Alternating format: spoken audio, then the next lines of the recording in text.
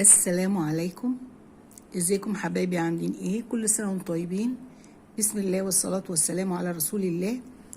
طبعا كلنا عارفين بقى ايه، ان احنا خارجين من العيد مفلسين بسبب ايه؟ اللحمة كانت غالية قوي. عايزين بقى نفرح نفسنا ونعمل حاجة حلوة، قلنا يلا نعمل جاتو شاتو. جاتو شاتو بنعمله بقى بايه؟ بمقادير بسيطة جدا، وبيطلع لنا 18 قطعة من اللي انتوا شايفينها دي. ده زي دول كده كلهم اللي عاملاهم الصينيه 18 قطعه. 18 قطعه عاملاهم في صينيه مربعه زي هي الصينيه دي، 30 في 30، بمقادير بسيطه جدا، وبتطلع 18 قطعه جاتوه، وبيبقى طعمها غني ولذيذ وتحفه. يعني مش عايزه اقول لكم والله، يعني ما يفرق عن بتاع بره، يمكن يكاد يكون احلى من بعض المحلات. بحاجات يعني بسيطه اقتصاديه جدا موجوده في البيت، بتقدري تفرحي الولاد وتعملي حاجة حلوة تحلية ليكوا كده جميعا. ف بمقادير بسيطة هقولها لحضراتكم دلوقتي. هنجيب الخلاط او الكبة اللي بتاعتك، ممكن تعمليه في كبة، انا عادي بعمله في الكبة الكبيرة. بنحط كوباية سكر، بالكوباية المج المعياري العادي بتاعنا، وبنحط كوباية لبن عليها، ونص كوباية كاكاو خام اسباني، لانه الكاكاو الخام الاسباني بيبقى لونه غامق قوي وطعمه بيبقى غني، يعني مش محتاجه انك تحطي اكتر كتير من كده علشان خاطر يعني يبقى طعمه حلو. لا، هو نص كوبايه بتبقى يعني وافيه، بس نص كوبايه يعني حلو كده. وبنحطهم يتضربوا شويه كده هوت مع بعضهم. بعد 5 دقايق ضرب بننزل، يكون السكر داب، انت بتحطي سكر حبيبات عادي. فبعد يجي 5 دقايق كده يكون داب، تروحي منزله عليهم سرسوب كده 3/4 كوبايه زيت عباد نضيف، وتحطي عليهم نص معلقه نسكافيه خام، او اي نوع نسكافيه عندك، ده ايه وجد. مفيش بس هو النسكافيه بيديها طعم حلو كده، بتحسي بطعم النسكافيه فيها كده، بيبقى طعمها جميل جدا. وتحطي ذره ملح، وتروحي تفضلي تضربي وتنزلي الزيت سرسوب سرسوب كده. هتبصي تلاقي ايه؟ الخليط ابتدى يتقل معاكي ويلف، ما تقلهوش قوي زياده عن اللزوم، يعني يبقى حلو كده. تروحي صبه بقى منه، خلاص طفينا الميكسر او الخلاط، نروح صابين منه ايه؟ صابين منه ملو مج كبير كده حلو.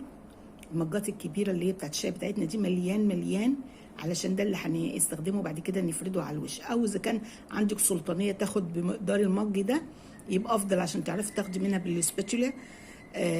وانتي بتفردي بتاخديها كده هوت السلطانيه ديت اللي انت حطيتي فيها جزء كبير من الخليط، او مع كوبايه كبيره كده المج دوت، وتروحي حطاه. ما تحطوش في التلاجة، عشان لو حطيتيه في التلاجة هيجمد منك وانت بتفردي، مش هتعرفي تفرديه، فانت خليه بره التلاجة. بس دي المرحله الاولانيه. نيجي على الخليط بقى في الجزء الثاني، هنعمل ايه؟ هنروح بقى واخدين بقيه الخليط اللي هو نسيبه زي ما هو في الكبه، ونروح نضرب، نرمي عليه 3 بيضات، نكسر عليه 3 بيضات بدرجه حراره المطبخ. 3 بيضات بدرجه حراره المطبخ. ونحط، طالما حطينا بيض، بنحط معلقه خل وشويه فانيليا، ونضربهم شويه.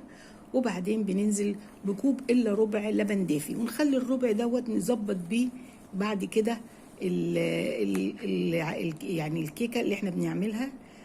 بعد كده لو حسينا عايزاهم الربع، مش عايزاهم خلاص. وبنضربه بعد كده مع بعضه بقى مع اللبن وكده هوت. وبعدين بنضيف ايه؟ الدقيق ده، لا، قبل ما نضيف الدقيق بنفضي الخليط ده كله في سلطانيه او وعاء كبير. بنفضيه في ايه؟ في سلطانيه او وعاء كبير، ما بنحطش دقيق في الخلاط او في الكبه. احنا بعد ما عملنا الخليط ده وحطينا الكوبايه الا ربع لبن، بنروح حاطين ايه؟ قلبناه بقى في الخلاط بقى سايل، وخد بقى ايه؟ اللبن مع البيض مع الكلام ده، بيطلع لك بقى كل الشوكولاته وكل يعني كل الكاكاو وكل الحاجات دي اللي في الخام دي. واتضرب، وتروحي مفضيهم في سلطانيه بوله كده، وتروحي ناخله عليهم 2.25 كوباية دقيق، وعليهم ذره ملح، وعليهم معلقه كبيره بيكنج باودر مليانه. وتروحي بقى بالسباتولا كده بالراحه كده مقلباهم كده تقليبه كده خفيفه، لحد ما تبص لاقيه ايه؟ خليط كيكه كده حلو خفيف، مش تقيل يعني، لا يعني تبقى خفيفه حلوه كده، عشان تحسي بطراوه الكيك، تبقى زي التورته، ما تبقاش جلسه زي بتاعت الكيك، لا يعني تحسي ان السائل بتاعك يكون خفيف الى حد ما، مايل للخفيه، ما يبقاش تقيل قوي.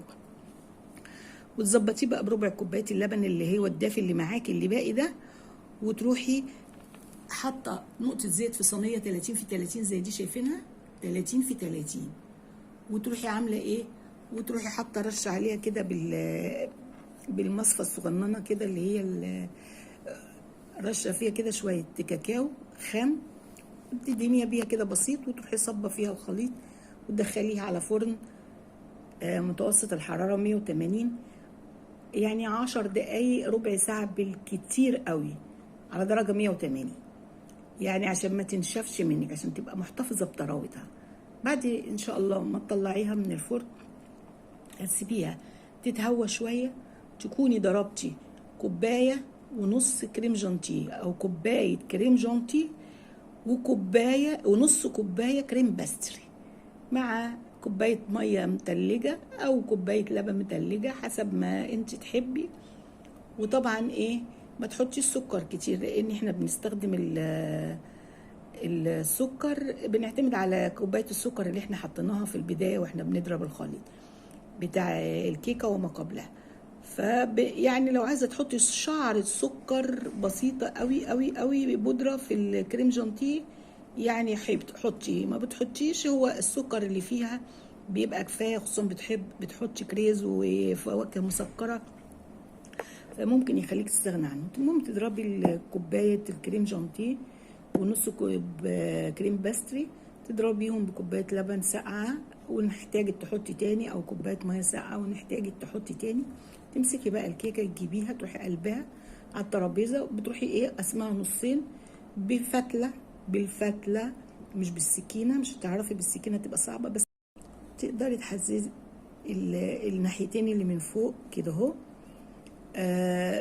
الزاويتين اللي من فوق اللي هتبدأي منهم، وتحطي الخيط وتسحبي الخيط واحده واحده، من حبه من اليمين وحبه من الشمال لحد ما تتقسم معاكي نصين. هتيجي بعد كده تروحي واخده النص اللي هو اللي يعتبر اللي هو كان اسفل الصينيه، تخليه برده هو اسفل الصينيه، وتجيبي كوني جايبه نص كوبايه لبن كده اهوت وحاطه فيها نص معلقه نسكافيه صغيره، وتروحي رشه بيها ايه الكيكه اللي حطيتيها تحت، وبعدين تروحي حاطه عليها بالكيس الحلواني حاطه فيه كريم جانتيه، تعمليها زي صوابع كده بتخليكي سهله قوي في الفرد، وبعدين تعمليها بالمعلقه كده تبص تلاقي كله بقى يعني مستوى واحد. جيبي الكيكه التانيه برضو ترشيها بالسائل اللي هو لبن مع نسكافيه ده، وتروحي ايه بسيط كده، وتروحي حاطه عليها الكريمه بتاعتها، وتروحي حطها في الفريزر شويه. بعد ما تحطيها في الفريزر شويه ليه؟ عشان الكريمه اللي على الوش تجمد، البيضه اللي انت حطيتيها الاخرانيه دي، وتروحي ايه حطها تجمد شويه، تجمد علشان لما تيجي تحطي بقى السائل بتاع الكريمه بتاع الجناش اللي انت عملتيه اللي هو البني ده اللي انت خدتي سلطانيه وشلتيها، لما تيجي تفرديه ما يجيش معاكي الابيض مع الاسود وتتلخبط، هيبقى جامد ايه الكريمه الجامده دي تحطيها في الفريزر، جمدت اللي هو الوش ده، هتروحي حاطه عليها بقى مش هتجمد، مش هتتلخبط معاكي بعد كده، وتروحي بقى مزينه كده اهوت بقيه الكريمه، وتحطي بقى كريز، تحطي اي فروت بتاع ده فواكه مسكره، تحطي كريز، تحطي اللي انت عايزاه عندك، وهيبقى معاكي 18 قطعه. بتقيسي 5 سم 5 سم وتحددي تقطعي من ناحيه كده كده بالطول، والناحيه الثانيه بالعرض تقطعيه 3، هي يعني 3 هتقطعيها 3، كل واحده هتبقى 5 في 10 سم، وهتبقى جميله جدا جدا جدا وهتعجبكم، وشكلها جميل جدا وغني ولذيذ. ولو انتوا يعني بجد جنبي انا كنت دوقتها لكم يعني نفسي بجد انكم تدوقوها لانها فعلا فعلا في منتهى الجمال وتحفه. اهو بصوا مثلا هنقطع كده، بصوا شوفوا الطراوه وشوفوا الجمال، شوفوا الطراوه طريه جدا وناعمه جدا وغنيه جدا، جربوها والله. يعني انا بصراحه كل ما بعملها بتبسط جدا منها وببقى عايزه اعملها تاني، وفعلا الولاد يقولوا لي اعملي لنا تاني وبعمل لهم تاني. جميله وموفره واقتصاديه، اتمنى تجربوها، وما تنسونيش في اللايك والشير، واشكركم والى اللقاء، والسلام عليكم ورحمه الله.